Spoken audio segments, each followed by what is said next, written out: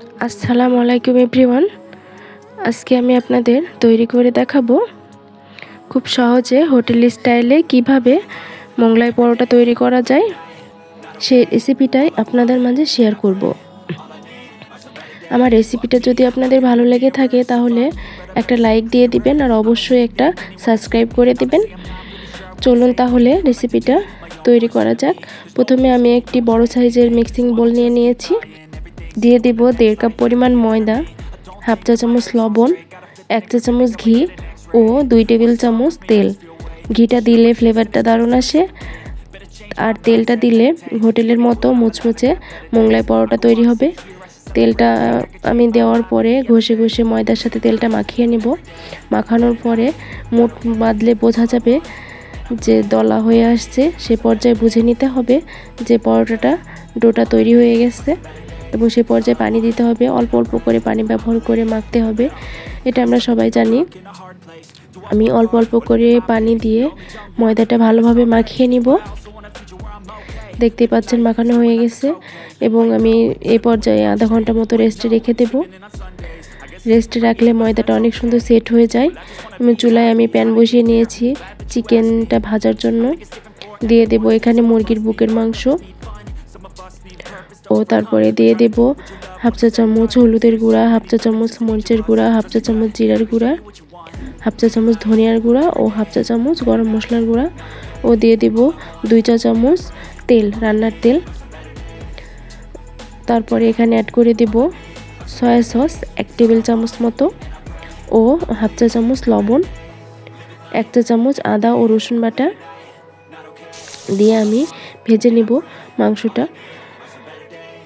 1-2 minute মতো ভাজার পরে এখানে আমি ঢাকনা দিয়ে ঢেকে দেব 3-4 মিনিট মতো।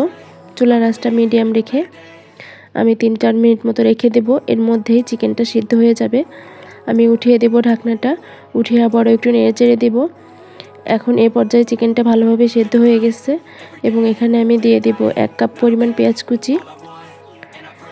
পেঁয়াজটা আমি হালকা করে ভেজে নেব, বেশি ভাজবো না, কারণ আমি এখানে চিকেন মোগলাইয়ে এই পেঁয়াজটাই ব্যবহার করব, কাঁচা পেঁয়াজটা ব্যবহার করব না। হালকা করে ভেজে নিয়েছি।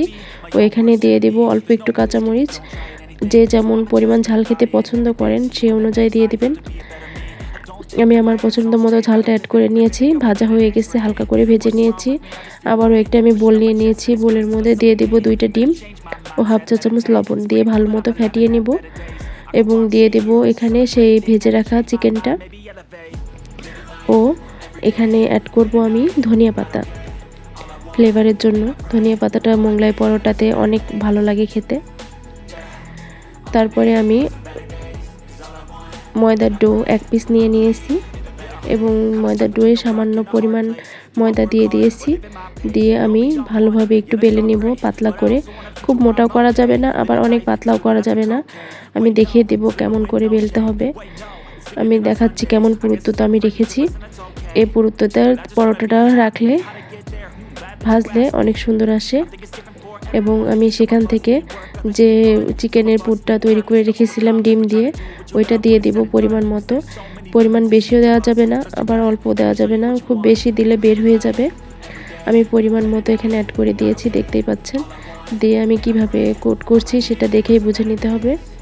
আমি 4-5টা ভালোভাবে মুড়ে নিয়েছি, এবং চেপে চেপে মুখটুকুলো আটকিয়ে দিয়েছি। চুলায় আমি একটি প্যান বসিয়ে দিয়েছি। প্যানে পর্যাপ্ত পরিমাণ তেল দিয়ে তেলগুলো গরম করে নিয়েছি। তারপর আমি সেখানে আমি পরোটাটা দিয়ে দিয়েছি। দিয়ে আমি তেলগুলো আস্তে আস্তে করে উপরে ট্যাপ করে দিচ্ছি। এভাবে দিলে ভালোভাবে ভাজা হয় মোগলাইটা। অবশ্যই আপনারা এভাবে তেলটা তুলে উপরে দিয়ে দিবেন। এভাবে ভেজে নেব। চুলার আঁচটা মিডিয়াম রেখে 5 থেকে 6 মিনিট ভেজে নেব। দেখতেই পাচ্ছেন আমি কিভাবে ভাজছি। এরপরে আমি পরোটাটা উল্টিয়ে দিব। খুব সাবধানে উল্টাতে হবে, না হলে তেল ছিটে পড়বে। আমি খুব সাবধানে উল্টিয়ে নিয়েছি, এবং উল্টে পাল্টে 2 পাশটা ব্রাউন কালার করে ভেজে নেব। দেখতেই পাচ্ছেন আমি পরোটাটাকে সুন্দরভাবে ভেজে নিয়েছি। সময় নিয়ে ভাজতে হবে, না হলে ভিতরে কাঁচা থেকে যাবে। দেখতেই পাচ্ছেন আমার ভাজা হয়ে গেছে। এবার আমি এক পিস কেটে আপনাদের দেখাচ্ছি। দেখতেই পাচ্ছেন আমি কেটে নিচ্ছি। আপনারা আপনাদের সাইজ ও পছন্দ মতো কেটে নেবেন। আমি আমার পছন্দ মতো কেটে নিচ্ছি। কতটা ক্রিস্পি হয়েছে দেখেই বোঝা যাচ্ছে, একদম হোটেল স্টাইলের মতো। ভিতরটা আমি দেখিয়ে দিলাম, দেখতেই পাচ্ছেন পুরে চিকেনের পুরে ভরা। পরে আমি পরিবেশন করে দেখাচ্ছি। খেতে অনেক মজা হয়েছিল, আশা করছি আপনাদের ভালো লেগেছে। আল্লাহ হাফেজ।